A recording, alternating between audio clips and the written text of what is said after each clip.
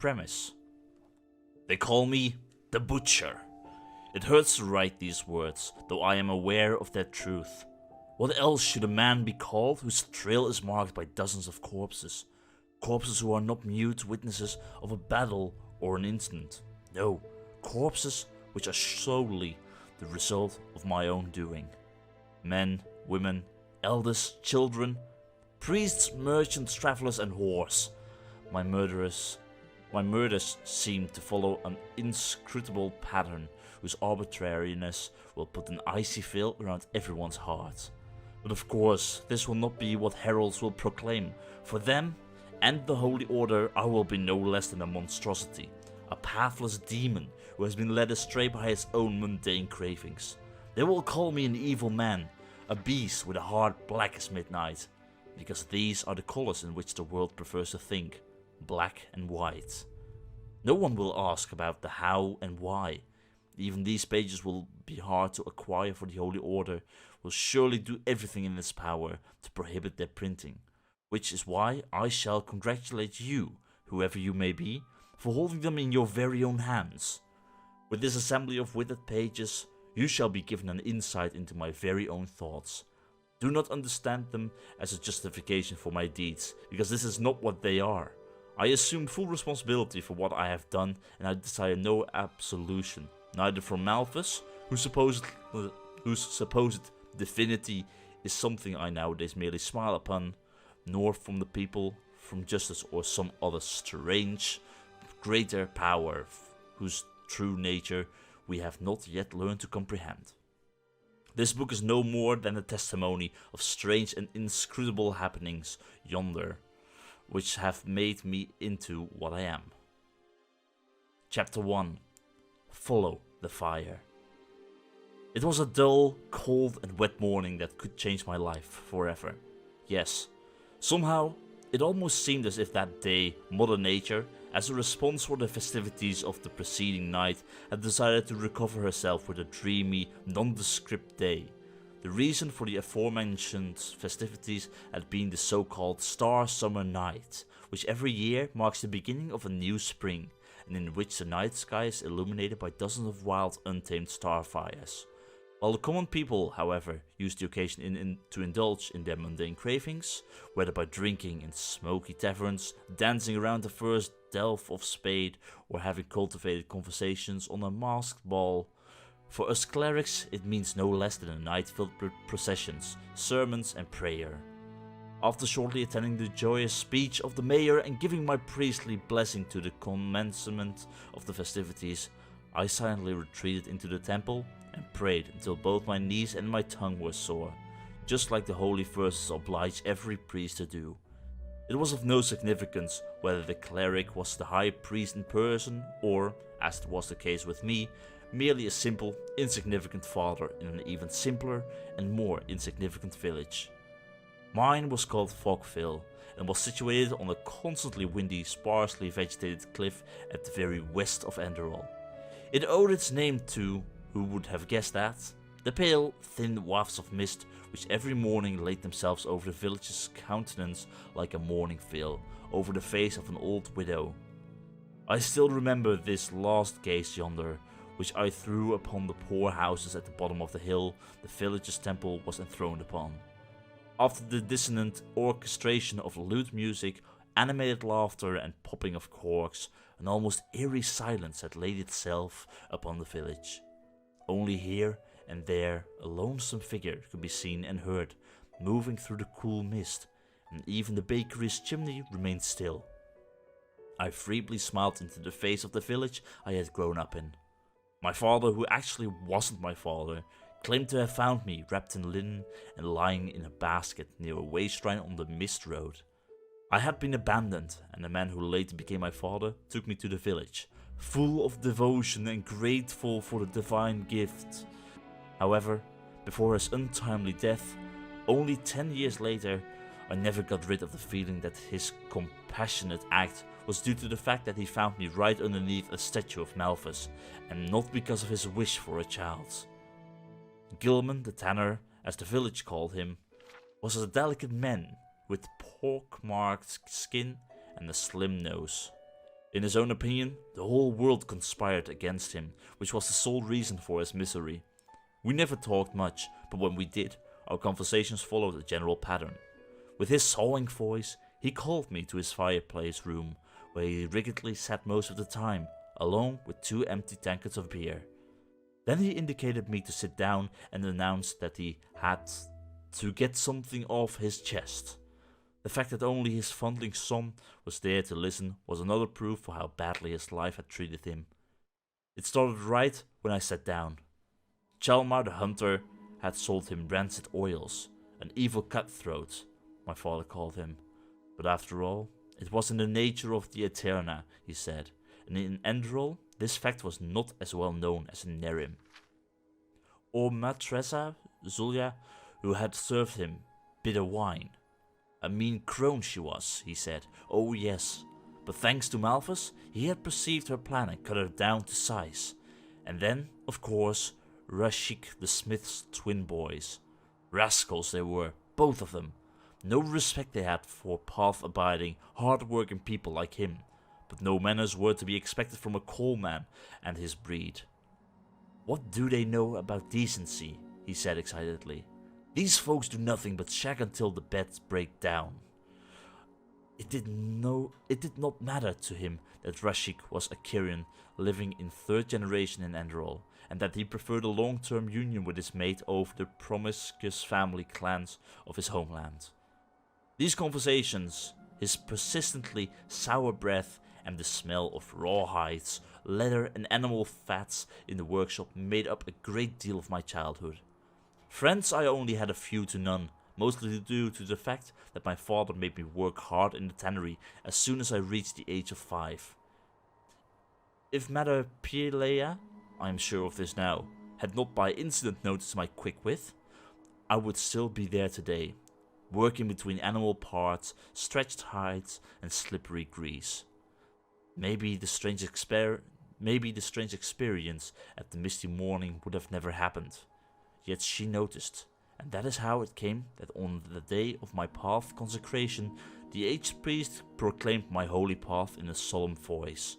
I, Jaél Tannerson, was predestined to eternally dedicate my life to Malthus's glory, as a priest. Of course, back when I did not fully comprehend what that meant, but the other children's awestruck reactions made me realize it was a good thing. Thus, I left the bleak tannery and only entered the old house at the end of the village to sleep there. For my foster father, the child abduction was only one more act of treason. Looking back, I think that the amiable Mother was the only real caregiver in my life. She taught me to read and write, and she taught me the essentials of herbal lore. With empathy and toughness, she taught me what I needed to know to become part of the Enderalian clergy. 10 winters later, I received priesthood and began to serve in the small temple. I did what an obedient priest had to do.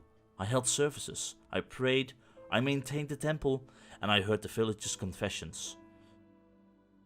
Pater Pilea left the village on her 60th name's day and moved to a retirement quarter in the Sun Temple of the capital, which I only knew from tales. A year later, my father passed away, an event that, to my surprise, affected me deeply. Then, everything became lethargic routine until that very day. The man that I was then, was he a happy man? I am not able to tell. When I try to recall the first 28 years of my life, my memories seem to be like fading words on an old parchment. My reason tells me that I was blessed, in a way. The life of a priest was pleasant and constant, without highs and lows. I had enough to eat, I had a home, and enough pennies to afford the service of a wandering whore from time to time. I knew that, according to the holy verses, at the end of my days, I would enter the eternal path. My path trodden, my task fulfilled. But things turned out differently. After I had taken off my robes and wearily laid down under the sheet of sheep's wool, I noticed a strange and dull feeling in my stomach. Today I know that this unremarkable moment was the first time I encountered the fire. It was small, insignificant, only a weak glow, but it was there, knowing that I would wake up as a different man. However, on this grey morning, I was too tired to pay attention to it. Exhausted, I wrapped my sheet around myself and was fast asleep a moment later. I awoke in a dream. I find myself on an idyllic forest glade, surrounded by green oak trees whose leaves were moving gently by the wind. The setting sun stood at the horizon like molten blaze and threw a red light over the scenery. I savoured the spicy fresh air, which tasted of wet moss, morning dew and old secrets. Mysterious, wild and clear, like life itself. In contrast to what we all know from the nightly journeys that we call dreams, I was fully aware of the unreality of the scenery, so I accepted it. If it was as natural as time's passing. I was stark naked, as on the day of my birth, but I was not ashamed. On the contrary, I felt strong, clear, and free.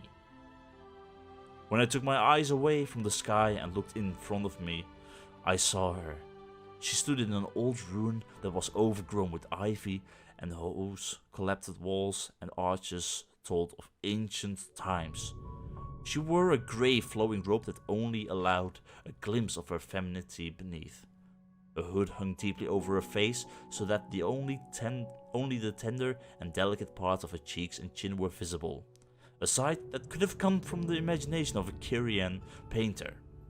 Her dense, midnight black hair was tied into snake-like braids and fell down to her shoulders. Various things were interwoven in her hair. Old, faded coins that must have been minted by lost civilizations, small, finely polished bones from animals unknown to us, and strange ribbons whose colorful threads created an artful pattern. But it was not all that this hypnotized me and drew me towards the veiled figure in the ruin. It was her smile. With every step I took towards her, I fell deeper into its charm. It was not a lovely smile, as some might assume. It was a mixture of melancholy, rage, hope, and love. A symphony of contradicting feelings which I thought to be irreconcilable. It was a smile that was able to speak great wisdom as much as orders that would mean the death of thousands. A smile born from truths recognized in otherworldly existences. Cold sweat ran from my pores, and I felt how apprehensiveness mixed with the peaceful bliss of the moment just gone. I came to a halt a few steps before her, still staring at her magical smile like a starving man at a feast. For a moment I believed to recognize a glimpse of mirth in her features, but it faded away as fast as it had appeared. Then she began to speak. "You are dying, Jaél." Her voice was rough and tender at the same time, full of contrast. She spoke without mockery, pity, or cruelty. "Why?" I heard myself responding mechanically. "I am in the best of health." My answer was as pathetic and clumsy as it must appear to the reader of these yellow pages, but I spoke them faster than I was able to think, without control. The woman nodded subtly, as if she had expected this very response. "You affirm that you are of good health." She paraphrased my words with a peculiar intonation. "But you fail to perceive the fabric of this world in all its intricity." Slowly and regretfully she shook her head, like a magistrate in the monastery school who got a foolish answer from a novice to a very simple question. Then she took her hands out of the robe sleeve and indicated me to follow her. Even her walk had something of other world around it. Her body did not move with her steps, but seemed to float. Silent and obedient, I followed her through the old ruin. Today, after I had gone through the vision in my thoughts many thousand times, I know that it was an old trading post. The walls and the rusty gate left no doubt about it, but in the vision I did not care about such banalities. To follow the figure in front of me was my sole purpose. She stopped in front of an old overgrown tower, presumably once a heart of the ruin, and opened the cast iron door, which swung aside in an eerie, silent manner. "Go, Jaél," she said. "Go and perceive the truth." These were the last words I heard until the horrid discovery inside the ruin. For when I was about to reply, she was gone. For the first time, A feeling of uncertainty mingled with the confidence that I had at the beginning of the vision. I was still aware of the fact that my physical body was lying on a bed in a modest chamber, in another world. Also, I knew that I could decide to wake from the wonderful and terrible vision, but I did not. Why? I am unable to say. Was it out of curiosity? Was it the sense of fate that covered the ruin like a thin transcendent sleeve? I don't know. I entered. The floor felt cold under my naked feet, and the dusty air that was only lit by a pale red sunbeam made me cough as it filled my lungs. The inside was almost empty, except for spider webs, weathered furniture and broken stones that had fallen from the crumbling walls. In the middle there was a wooden construction. An extraordinarily large, upright box. Hesitantly, I walked closer. A word came to my head, but faded from my mind as soon as it had appeared. I recognized how the fire of the setting sun extinguished and how it was replaced by a dull blue.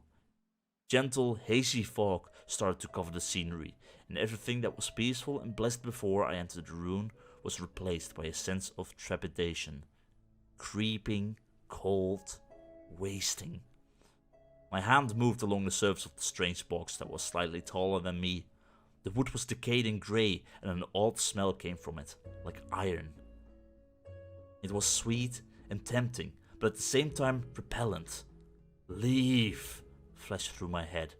Leave before you inflame it. I was unable to determine if it was I who thought these thoughts, but of course, I did not leave. Slowly, my hand moved towards a gap at the side of the box that allowed me to open its lid. As the hinge opened with a reluctant, mourning sound, I remembered the word that had slipped in my mind. This time, it did not vanish. It preserved in all its dreadfulness. The wooden construction in the middle of this abandoned ruin was no box. It was a coffin. Even today, I can hardly find the right words for the terror that stared at me from the decomposing inside of the coffin. Without any doubt, the creature before my very eyes was myself. There it was, the brown hair thinning, even at the age of 28. There it was, the well-trimmed, dense beard that grew down to my chest. The beard that I grew to hide my unremarkable, longish face. And there it was, the crooked nose, giving my face a vulture-like appearance, making me avoid my own reflection in the mirror. But the body in the coffin was dead, clenched like in the moment of dying. Penned in like cattle, his head was pressed down to his shoulders by the small dimensions of the coffin. His unnatural posture and silent accusation. His body was pinched, his arms pressed to himself in a twisted manner. Much more gruesome, though, was the face. The skin was pale and had a greenish-grey color like decaying tombstones. There were many features that were not bleeding, but displayed bare flesh and white bones. The beard was curly and wild, and maggots moved around in the tangled mess, oozing a festering, dodgy liquid that was dripping down to the stone floor. The man's cheeks were hollow, and his lacerated lips were opened in a twisted way that gave the impression of a tormented smile.